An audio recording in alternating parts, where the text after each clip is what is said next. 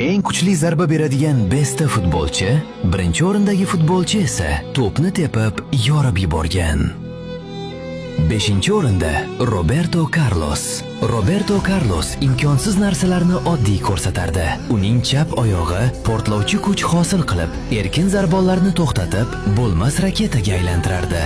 Uning ba'zi zarbalari shunchalik tez va qudratli ediki, ular futbol tarixidagi eng mashhur gollar qatorida qolmoqda.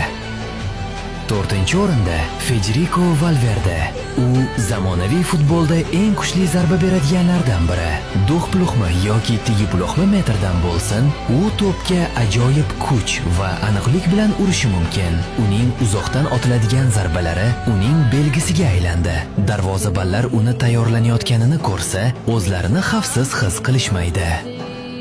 3-o'rinda Zlatan Ibragimovich. U gol urish bilan cheklanmasdi. To'pni to'rga parchalab yuboradi. Uning g'ayritabiiy kuchi momaqaldiroqdek, valelar va uzoqdan zarbalar berish imkonini berardi. Darvozabonlar umuman ularga yetolmasdi. Imkonsiz burchaklardan ham uning zarbalari inonilmas kuch bilan kelardi.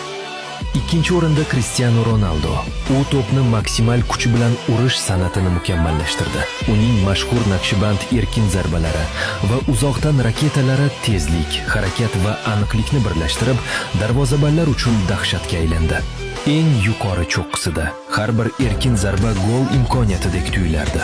1-o'rinda u hech qachon qayd etilgan eng tez zarbalari bilan soatiga 280 kilometrga yetgan. Uning zarbasi shunchalik kuchliki, to'rni yirtib yubordi.